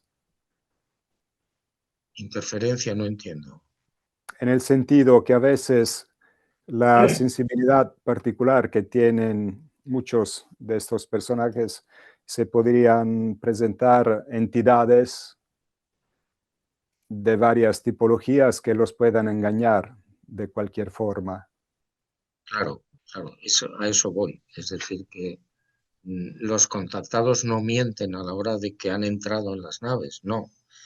Pero los seres que los han llevado al interior de esas naves les cuentan unas cosas que no tienen nada que ver con lo que les cuentan a otro señor en otro lugar. Y te encuentras con que un señor en la India entra en una nave le cuentan no sé qué cosa y en Pittsburgh, en Estados Unidos, le cuentan la contraria. Entonces, ¿qué hacemos? Alguien está engañando. Claro, claro. Bueno, venimos al tema de la luna. Estamos en la parte final de las preguntas. ¿Podemos seguir? Sí, ¿eres cansado? No, no, está bien. Perfecto, gracias, Juan. Sabes, ¿no? Que hay la teoría que nunca estuvimos en la luna, o sea, el falso de la luna. ¿Tú qué opinas? ¿Fuimos a la luna? Sí, por supuesto que fuimos a la Luna, pero fue peor.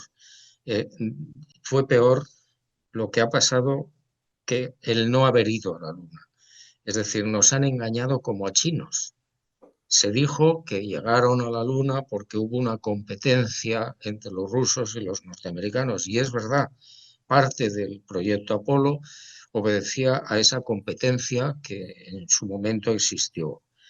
Pero es que hubo algo más, algo que lo conocían porque durante años las sondas que mandaron a circunvalar la Luna enviaron más de 250.000 fotos de unas construcciones que se veían tanto en la cara oculta como en la visible. Construcciones que consistían en torres, ciudades, hangares, carreteras. Esa fue la verdadera razón, o la razón más importante, por la que se fue a la Luna. Y el Apolo 11 fue el primero que consiguió ver ese hangar con el techo derruido y lo filmaron y se trajeron muestras. Y así todos los Apolos hasta el 17, que fue el encargado, según me contaban los militares, que fue el encargado de colocar, de bombardear con armas tácticas nucleares todos los edificios que pudieron localizar. Por eso no se ha vuelto a la Luna en 50 años. ¿Por Había qué? proyectos increíbles, laboratorios, bases, en fin, un montón de historias para hacer y llevar a cabo en la superficie de la Luna. Y todo eso se vino abajo de repente. ¿Cuál fue la motivación? Bueno, yo lo pregunté mucho a los militares, a ese colectivo al que yo llamo Mirlo Rojo, y siempre me dijeron lo mismo. Si nosotros declaramos lo que hemos visto y lo que hemos filmado en la Luna, se produciría un gran desequilibrio. Probablemente tenían razón, pero no justifica una acción como esa, ¿no? A ver, si en la Tierra a alguien se le ocurre bombardear las pirámides, pues no estaría justificado bajo ningún concepto. Claro. Muchos de los detractores dicen que con aquella tecnología era imposible ir a la luna porque no se pueden pasar a través de las de Van Allen, ¿cómo se llaman? Ahora me falta la palabra. El cinturón. ¿Cómo, Daniel? El cinturón de Van Halen. Sí, el cinturón de Van Allen, que, o sea, dicen un montón de cosas. Yo no estoy de acuerdo. Para mí hemos ido a la luna. He visto también, Juan, la serie de documentales. En unos de ellos tú pusiste el video, hablaste de Mirlo Rojo. Y estoy convencido que hemos ido a la luna, totalmente. Es que la razón de no regresar no fue una razón como la explican, fue diferente. Y la pregunta la hago a ti, ¿cuál fue la razón profunda, real, para que nunca hemos regresado, por lo menos oficialmente, a la Luna, después del Apolo 17? Pues no se ha regresado porque, repito, la atmósfera, que es muy débil en la Luna, está contaminada. Se descargaron, hicieron explotar aproximadamente 15 cargas atómicas. Eso llevó a una situación de contaminación absoluta y por eso no se ha vuelto a la Luna con tripulaciones. Se ha vuelto y se está volviendo con sondas, sondas no tripuladas. Bueno, es una forma de comportarse típica de los militares. Cuando algo estorba, se elimina. Claro. tú has podido encontrar gente de la NASA, ¿no? Me parece también Werner von Braun, Sí, que puedes... Von Braun, yo tuve una cierta relación con él y según mis noticias, Von Braun se opuso al hecho de ocultar lo que habían descubierto en la Luna.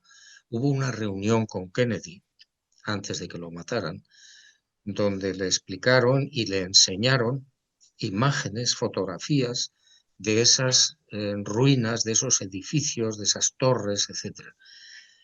Qué curioso, cuando los militares deciden bombardear esos edificios, Von Braun se opone al hecho y abandona NASA. Y qué curioso, a los pocos meses muere de un cáncer.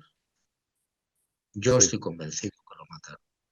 lo ¿Por mataron. qué? Para Porque era un peligro. Es decir, Von Braun podía hablar y tenía la suficiente credibilidad como para claro. que hubiera sido escuchado. ¿Y pensás que también por eso lo asesinaron a Kennedy, Juan? Bueno, ahí ya hay más dudas. Yo tuve un día rezando en el camposanto de Arlington, frente a la tumba de los Kennedy, de Robert y de John. A mí me gusta mucho pedir señales y entonces yo solicité una señal y dije, bueno, ¿quién nos ha matado? ¿Qué pasó? Porque nadie sabía o nadie sabe qué es lo que ocurrió, ¿no? Y me llegó la señal en su momento, en el aniversario de la muerte de John Fitzgerald Kennedy, y esa señal apuntaba a que quienes fueron realmente los responsables del asesinato fueron los anticastristas, fueron los cubanos residentes en Miami quienes se ocuparon de matar a Kennedy. ¿Por qué? Porque unos años antes Kennedy los había abandonado en Bahía de Cochinos, en un intento de desembarco de los norteamericanos con los cubanos, y fracasó. Y murieron más de 1.200 cubanos. Nunca se lo perdonaron a Kennedy. Por tanto, la teoría es teoría de que quienes mataron a Kennedy fueron los anticastristas, fueron los cubanos. En tu Cierto. opinión, sí, en tu opinión, Juan, estas ruinas claramente eran hechas por seres no de la Tierra, seres de otros mundos. Tú, según tus investigaciones, todavía hoy hay bases o construcciones todavía activas de estos seres en la Luna. Por supuesto, por supuesto. Ya hubo dos Apolos, si no recuerdo mal, uno fue el Apolo 15, en una transmisión en directo estaba una cámara puesta en un trípode en la superficie de la Luna y estaban filmando a los astronautas que estaban trabajando por allí, dando saltos. Y de repente esa cámara empezó a fallar y se movió y apuntó a otro ángulo de la superficie lunar. En ese ángulo aparecía una estructura como un edificio en construcción. Y bueno, aquello fue increíble porque lo vieron millones de personas en directo. Y de hecho algunos periódicos en España, por ejemplo el diario Pueblo, sacó en portada, en primera página, la foto que alguien captó de esa construcción, en un edificio en construcción. Cuando yo me preocupé de buscar el periódico, que yo vi, que yo leí, cuando busqué en las hemerotecas este periódico, la página había desaparecido en todas las bibliotecas, en todas. Bueno, hubo otro caso de otro Apolo en el que también una cámara puesta en el suelo de la Luna, de repente apareció por la izquierda de la pantalla un ser pequeñito de gran cabeza que se quedó mirando a cámara unos segundos y desapareció por el otro lado. Y volvió a entrar un segundo ser exactamente igual. Se paró en medio de la pantalla, miró y desapareció. Bueno, ¿esto qué significa? Pues que hay seres no humanos en la Luna, naturalmente, y que son los responsables de esas construcciones, probablemente. Y han permitido que sean explotadas las bombas, estos Les da seres. igual, les da lo mismo. Bueno, a los militares. Estos seres no sé lo que hicieron ni lo que han podido imaginar o pensar. ¿Que somos unos bárbaros? Pues sí. Claro. ¿Y opinas que los astronautas entonces han tenido experiencias de avistamientos de naves y también quizás de seres cuando estaban en la Luna? Pues sí, yo recuerdo un señor que estaba estudiando en Nueva Orleans, en la universidad, en la compañía de uno de los hijos de Armstrong.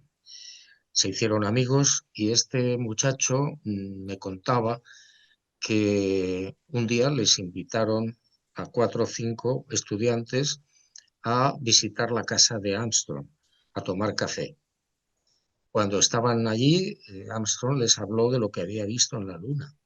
Les pidió que no grabaran y que no tomaran notas. Bueno, pues contó exactamente lo que estamos hablando ahora. El edificio que vieron y 4 naves a 30 metros del suelo en línea, observando a los 2 astronautas que iban por allí. Nada de esto se ha dicho nunca.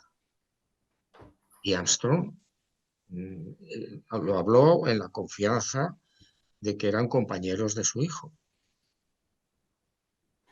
Es curioso, Juan, que casi todos los astronautas que han ido a la Luna dejaron la NASA después de regresar a la Tierra y tenían Pues una carrera extraordinaria delante a ellos después de ser volvidos hombres famosísimos a nivel mundial. hombre, no cabe duda de que cuando alguien ve una de estas naves y sobre todo en la Luna ven unas construcciones que no son humanas, pues algo se revuelve dentro, ¿no? La mente empieza a pensar de otra manera y se busca mucho más la espiritualidad y se busca mucho más asuntos que no son los habituales en la Tierra. Y eso es lo que pasó con algunos de estos astronautas. Se le abre la mente y el corazón prácticamente. Sí, claro, y se hacen muchas preguntas. Has escrito un libro, Juan, donde el tema son unas piezas arqueológicas que salen desde México, donde aparecen grabadas escenas con seres extraterrestres, naves, seres humanos. Inicialmente tú pensabas que eran falsos, me parece, ¿no? Y cambiaste Sí, idea. ¿Puedes sí. hablar de este tema? Cuando yo vi por primera vez estas piedras grabadas, pensé que eran falsas. ¿Por qué? Pues porque son espléndidas. Las grabaciones son de una belleza increíble. Cuando ya después me enteré que había unas dataciones que arrojaban 8.000 años de antigüedad, la cosa cambió. Me puse a investigar y efectivamente eh, aproximadamente unas 60.000 piedras que lamentablemente han sido vendidas y se han esparcido por todo el mundo. Pero bueno, yo pude contemplar unas 200 o 300 piedras.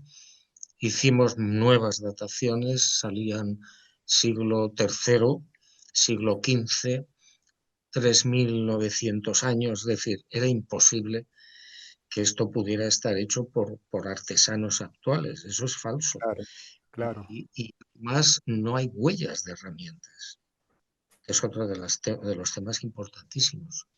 Normalmente un escultor cuando hace una obra se equivoca y quedan las rayaduras. En este caso, en las piedras grabadas de México no hay ninguna señal de herramienta, ninguna.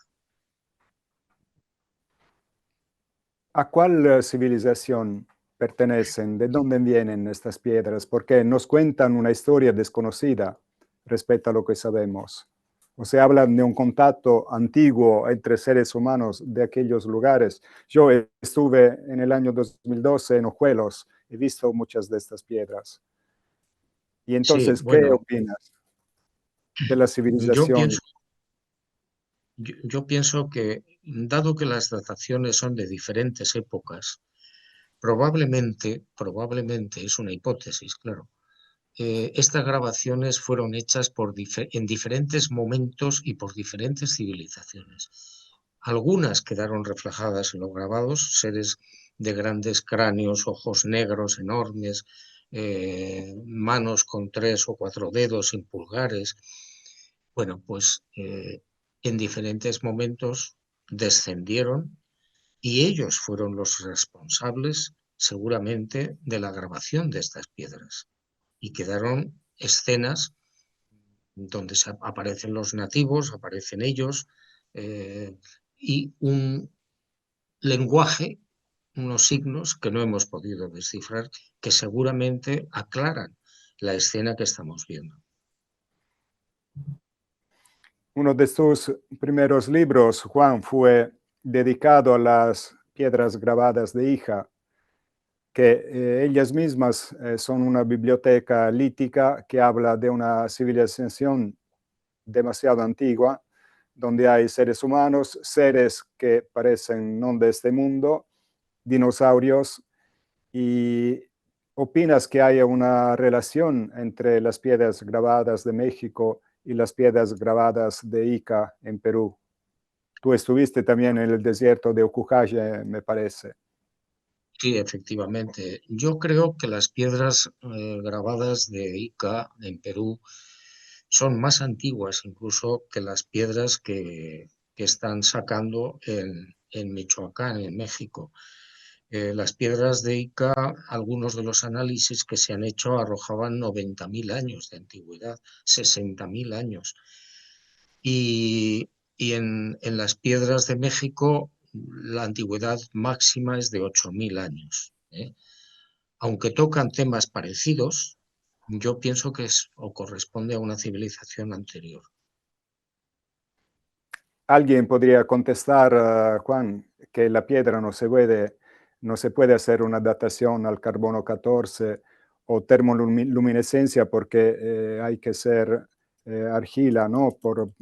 Para que se pueda hacer la termo. ¿Cómo fueron analizadas las piedras de Ica, siendo que son andesitas? No, las piedras de Icas fueron analizadas porque cuando las extrajeron de los cerros de Ucucaje presentaban una costra y esa costra alrededor de la piedra es la que fue analizada. La costra arrojaba 60 y 90.000 años.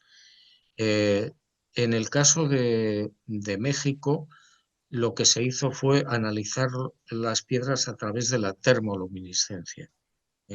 Y ahí salían 8.000 y pico años, 3.000 y pico, repito, siglo III. Hay una talla en mármol blanco de 1,80 por prácticamente 1 tonelada de peso, donde aparece un ser enorme, no humano, y una india que se está abrazando a él y mirando a cámara. Bueno, hicimos un análisis de una de las cuentas que presentaba el ser en el cuello y salían siglo III de nuestra era. Y claro, ¿qué podemos pensar? Que la historia que nos cuentan no es realidad como muchas otras cosas que hemos dicho hoy. Efectivamente. Y aparte de esto, Juan, tenemos repertos arqueológicos esparcidos en todo el mundo que nos hablan de cosas muy antiguas. Las mismas pirámides no pueden ser en la época histórica que nos han dicho, los megalitos que existen en varias partes del mundo. Entonces hay una historia también de la humanidad mucho más antigua de lo que se dice y escondida también, pero la piedra ahí se queda y habla de esta mentira que nos dicen. Efectivamente. Es decir, habría que escribir de nuevo la historia. Las pirámides son mucho más antiguas de lo que dice la arqueología oficial. Y en la Esfinge exactamente igual. En la Esfinge hay unos canales provocados por unas lluvias muy intensas, pero la arqueología dice que es una construcción aproximadamente de 4.600 años. En esa época el Sáhara era un desierto como ahora. Para que hubiera esas lluvias torrenciales que provocaron esos canales en la Esfinge, tenemos que irnos mucho más atrás, cuando el Sáhara era un jardín y había lluvias tropicales. En consecuencia, si las pirámides, las tres grandes pirámides y la Esfinge son anteriores, ¿qué tenemos que pensar? El pueblo egipcio hace 5, 6, 7 mil años no estaba capacitado para construir las pirámides ni la Esfinge. Tuvieron que ser otras personas, otras gentes, quienes tenían la capacidad técnica y matemática para poder construir esas maravillas. Tendríamos que escribir de nuevo la historia. Te pertenece.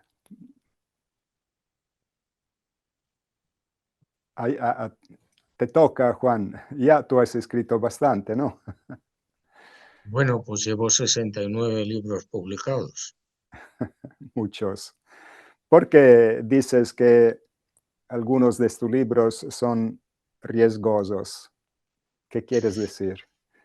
Pues quiero decir que sí, que son peligrosos sobre todo para mí. ¿Eh? No para quien Porque, los lee.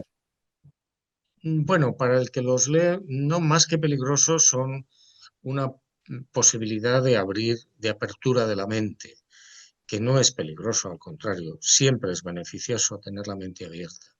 Para mí es peligroso porque pongo en tela de juicio algunos poderes fácticos. Pero todavía aquí estás. Nadie te molestó. De milagro. Bueno, Eh, Juan, no, sí, le quería preguntar porque intentaron atentar contra tu vida allí en Perú. Sí, tuve un problema grave, a raíz de un libro mío que se titula Materia Reservada, que es un libro en el que yo analizo la postura de los militares españoles en la desclasificación de los archivos OVNI de la Fuerza Aérea en el año 92. Es un libro muy duro, muy crítico con la actitud de estos militares, demostrando que estaban engañando al pueblo, demostrando que estaban manipulando los informes. Y esto, por lo visto, me llevó a una situación muy grave. Eh, Adelante, Pierre, perdón por la interrupción. no, por favor, cuando quieres, Daniel. Hay temas de los cuales no hemos hablado, Juan, que te gustaría decir algo. Bueno, yo creo que hemos tocado muchos temas, prácticamente todos los frentes en los que yo estoy batallando. Un mensaje que Juan José Benítez quiere darles a la gente que está escuchando y escuchará en los próximos años esta entrevista. ¿Qué mensaje le quieres dar a esta gente, Juan? Bueno, que sencillamente que piensen por sí mismos, que no crean prácticamente nada de lo que dicen los poderes fácticos, ni las religiones. Ser libres en la cabeza, en el pensamiento. Exacto. Pensar por sí mismos. ¿Qué te gustaría que quede de Juan José Benítez a las generaciones futuras? Bueno, pues mis libros, sin más. Ahí está mi pensamiento y todas las investigaciones que he podido sacar a la luz. Te agradezco mucho, Juan. Muy amable. Muy bien. Gracias, de verdad. Gracias. Espero de verte de persona. De acuerdo, Daniel, muchas gracias a Sí, todos. gracias. una última pregunta para Juanjo y es, si te pusiesen en una máquina del tiempo y volvieras el tiempo atrás, ¿harías lo mismo? O sea, ¿te dedicarías a esto? ¿Has hecho estas investigaciones? Supongo que sí, ¿eh? Supongo que sí. Me dedicaría a investigar a fondo en todo lo que he podido y abrir las mentes de las personas. Ese era y es mi trabajo. Supongo. Perfecto. Bueno, yo le quiero agradecer a vos, sobre todo, Juan, por esta amabilidad que has tenido para con nuestro programa. Realmente fue un honor poder haber participado de esta entrevista. Comparto, Bien. Daniel. Un Lo abrazo mismo, muy fuerte. lo mismo para vos, Pierre. Muchísimas gracias por haber Por favor. participado.